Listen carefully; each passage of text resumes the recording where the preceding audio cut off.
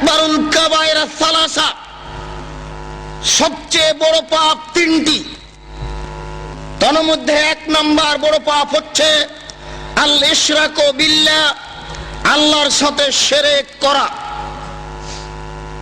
আল্লাহর সাথে শিরক করলে আল্লাহকে হেয় তুচ্ছ করা হয়।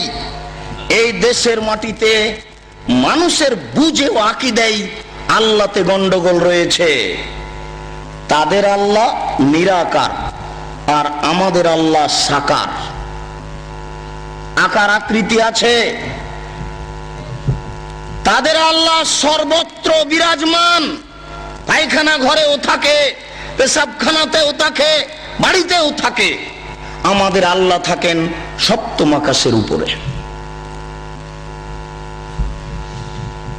দেখেন আল্লাহতেও গন্ডগোল রয়েছে। মুকশিদুল মুমিনিন গ্রন্থে লেখা আছে মানুষকে 130 ফরজ মানতে হবে। তার এক ফরজ হচ্ছে আল্লাহকে নিরাকার মানতে হবে। 3, 4, 5 এর এইসব মাদ্রাসা শিক্ষা বইগুলিতে লেখা আছে আল্লাহ হচ্ছেন নিরাকার। নাউজুবিল্লাহ, শত শত আয়াত রয়েছে যাতে প্রমাণ হচ্ছে আল্লাহর চক্ষু আছে, আল্লাহর কান আছে, আল্লাহর হাত আছে, আল্লাহর পা আছে। একাধিক আয়াত দ্বারা প্রমাণিত, সহিহ হাদিস দ্বারা প্রমাণিত। এরপরেও এক শ্রেণীর মানুষ নিজে ধ্বংসের পথে চলেছে, অপরকে ধ্বংসের দিকে টেনে নেওয়ার জন্য এরকম মন্তব্য করছে। নবীতেও গন্ডগোল। তাদের নবী হচ্ছে নূরের তৈরি আর আমাদের নবী হচ্ছেন মাটির তৈরি। তাদের নবী নূরের তৈরি, আমাদের নবী মাটির তৈরি। তৈরিগত হিসেবেই পার্থক্য। তাদের নবী মারা যাননি, জীবিত আছেন, আর আমাদের নবী মারা গেছেন।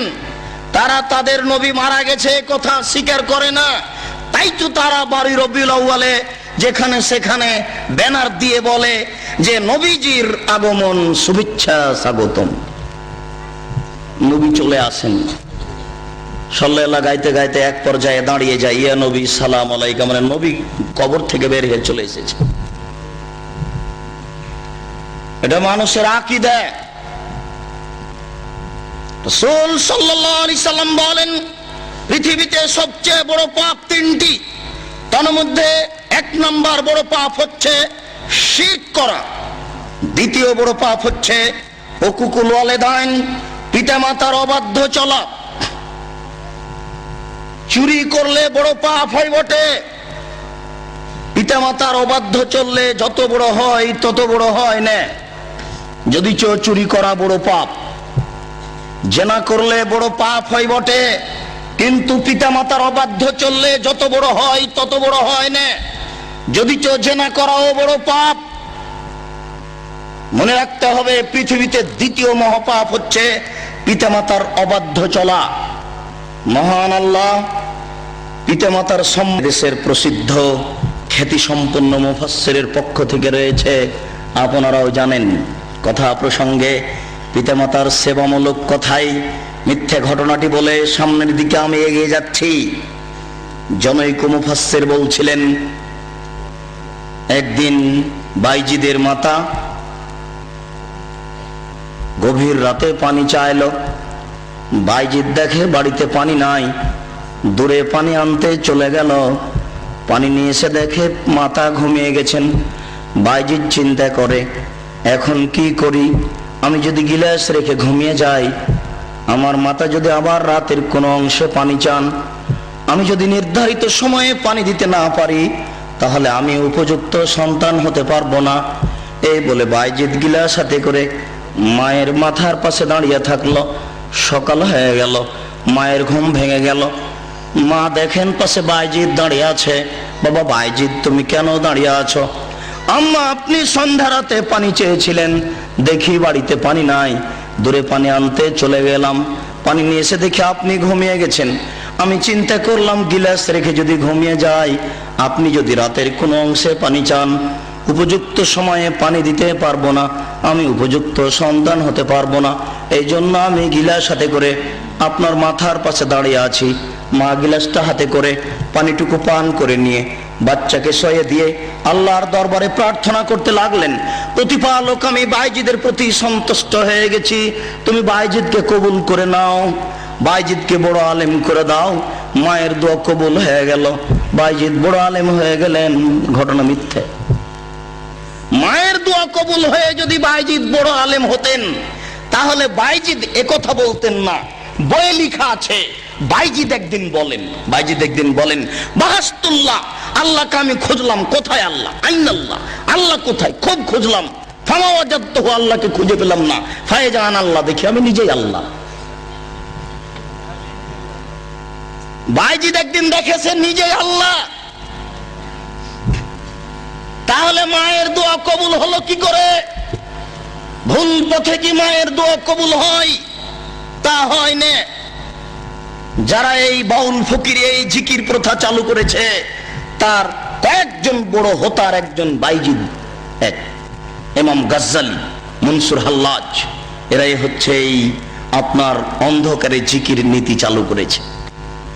তারাই বলেছে পীর মুরিদের 22টি নীতিমালা আছে, তার মধ্যে একটি নীতিমালা হচ্ছে মুরিদ থাকবে পীরের হাতে, মৃত ব্যক্তি যেমন গোসল দাতার হাতে, গোসল দাতা মৃত ব্যক্তিকে ইচ্ছে মতো গোসল দেওয়ায়। গোসল দাতা মৃত ব্যক্তির কোনো জায়গায় কোনো অঙ্গে হাত লাগালে মৃত ব্যক্তি কি বলতে পারবে যে আমি ইতস্তবোধ করছি বা লজ্জাবোধ করছি? এটা কি মৃত ব্যক্তির বলার ক্ষমতা আছে? মৃত ব্যক্তি যেমন কিছু বলতে পারে না, কিছু বলে না, ঠিক মুরিদও তেমন পীরের হাতে। পীর মুরিদকে ইচ্ছে মতো কাজে লাগাবে, ব্যবহার করবে। একটু যদি কিছু বলে তাহলে মুরিদই কেটে যাবে। এটা দেশে বাস্তবায়ন হচ্ছে, এটা মানুষ করছে, লাখো মানুষ এটা করে চলেছে।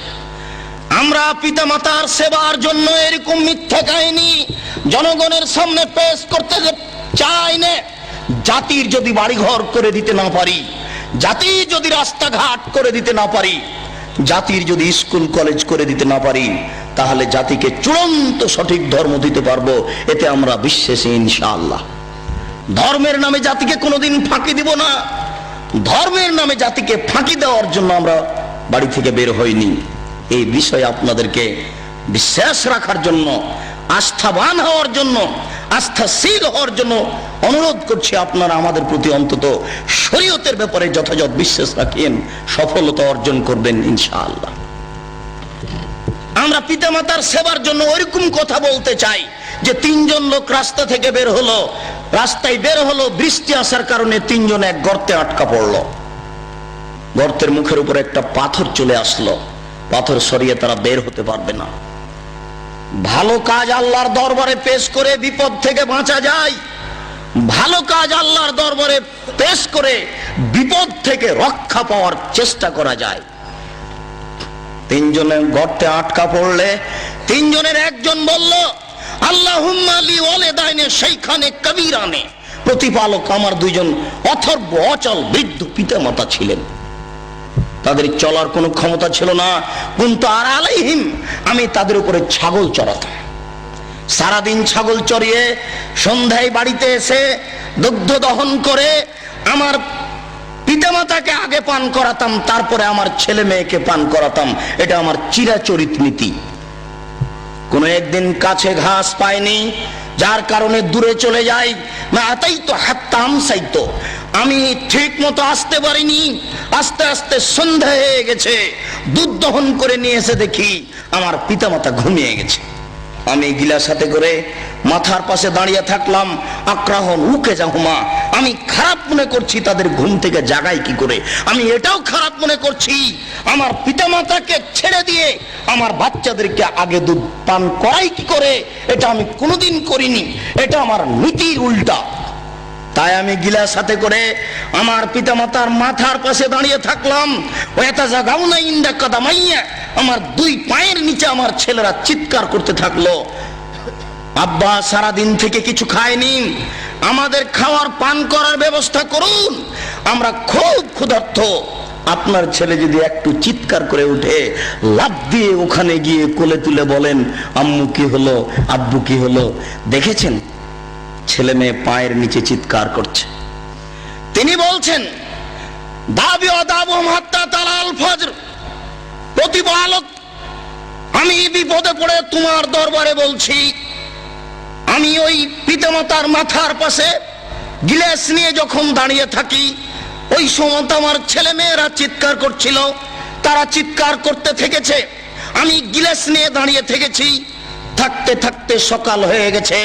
ফাইন কুনতা তাআলাম, তুমি যদি মনে করো ইন্নী ফালতু যালিকা লিবতিগা ওয়াজহিকা, আমি এই কাজটা করেছি একমাত্র তোমাকে সন্তুষ্ট করার জন্য, আমি তোমার সন্তুষ্টি অর্জনের জন্য এই কাজ করেছি। সারা রাত আমার ছেলে মেয়ে চিৎকার করতে থেকেছে, আমি সারা রাত গিলাস নিয়ে দাঁড়িয়ে থেকেছি, এতে শুধু তোমার সন্তুষ্টি চাই। আজকে বিপদে পড়েছি, ওই সন্তুষ্টির বিনিময়ে তুমি আজকে আমাকে গর্তের মুখ থেকে, এই গর্ত থেকে রক্ষা করো। আল্লাহ তাআলা গর্তের মুখ থেকে পাথর সরিয়ে দিলেন। বুখারী মুসলিমের হাদিস। এতে থেকে আপনাকে কি দিলাম? আপনি আপনার পিতামাতার কি করবেন? আপনি আপনার পিতামাতার কি করতে পারেন? ছোট ছেলেকে সবাই আদর করতে পারে, বাচ্চা ছেলেকে চুমো সবাই খেতে পারে, বৃদ্ধ পিতামাতা পেশাব পায়খানা বিছানে করছে, এরকম পিতামাতাকে ছেলের মতো আদর করতে পারে কয়জন? এটা একটা পরীক্ষা। ওই সময়তে পিতামাতাকে খুব ভালো লাগে না, খারাপ লাগে। আর আমার এদিকে বিরুদ্ধে আছে স্ত্রী, ও মোটেই চায় না। ও বলে তোমার পিতামাতাকে আমি দেখতেই পারি না, ওদের দেখলে আমাকে খারাপ লাগে। সেবা করা তো দূরের কথা, এখন আপনি কি করবেন? জান্নাতের মূল হচ্ছে এরাই। আল্লাহর নবী বলেছেন তোমার মায়ের পায়ের নিচে জান্নাত, এ হাদিস সহিহ। আল্লাহর নবী বলেছেন তোমার মায়ের পায়ের নিচে জান্নাত। সাখাতুর রব্বে সাখাতুল ওয়ালিদাইন, পিতামাতা যদি সন্তুষ্ট থাকেন আল্লাহ সন্তুষ্ট, জান্নাত পাওয়া যাবে। পিতামাতা যদি অসন্তুষ্ট থাকেন তাহলে আল্লাহ অসন্তুষ্ট, জান্নাত পাওয়া যাবে না। সাখাতুর রব্বে সাখাতুল ওয়ালিদাইন, পিতামাতা যদি অসন্তুষ্ট থাকেন আল্লাহ অসন্তুষ্ট, জান্নাত পাওয়া যাবে না জাহান্নাম ছাড়া। রেজা রব্বে রেজাল ওয়ালিদাইন, পিতামাতা যদি সন্তুষ্ট থাকেন তাহলে আল্লাহ সন্তুষ্ট। তাহলে আল্লাহকে সন্তুষ্ট করার আগের একটা স্টেপ, আগের একটা ধাপ, আগের একটা স্তর হচ্ছে যে পিতামাতাকে সন্তুষ্ট করা। পিতামাতাকে সন্তুষ্ট না করে তাহাজ্জুদ পড়ে জান্নাত পাওয়া যায় না। তবে পিতামাতার দিকে সুনজরে তাকালে কবুল হজের সমান নেকি হয়, এই হাদিসটি জাল। পিতামাতার দিকে তাকালে কবুল হজের সমান নেকি হয়, এই হাদিস জাল। পিতামাতার দিকে সুনজরে তাকালে কবুল হজের সমান নেকি হয়, এই হাদিস জাল। প্রত্যেক লুমে লুমে কুরবানির এক নেকি হয়, এই হাদিস জাল।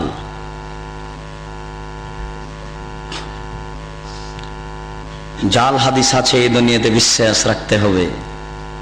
ইবাদত করার পূর্বে সতর্ক সাবধান থাকতে হবে কোন হাদিসের প্রতি আমল করা যাবে কি যাবে না।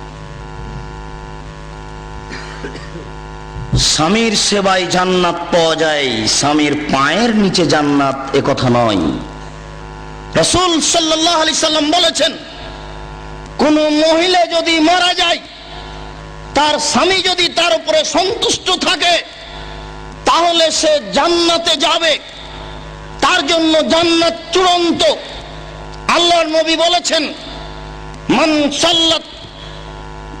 মান সামাত সাহারাহা, কেউ যদি রমজান মাসের সিয়াম পালন করে আর 5 ওয়াক্ত সালাত আদায় করে, ওয়াতাত বালাহা, স্বামীর যদি সেবা করে, ওয়াহাসানাত ফারজাহা, যদি লজ্জা স্থানকে কন্ট্রোলে রাখতে পারে, ফালতাদখুল মিনাই বাবিন মিনাল জান্নাহ, তাহলে জান্নাতের যে কোনো দরজা দিয়ে প্রবেশ করতে পারে। আল্লাহর নবী অন্য জায়গাতে বলছেন যে স্বামীর এত মান, স্বামীর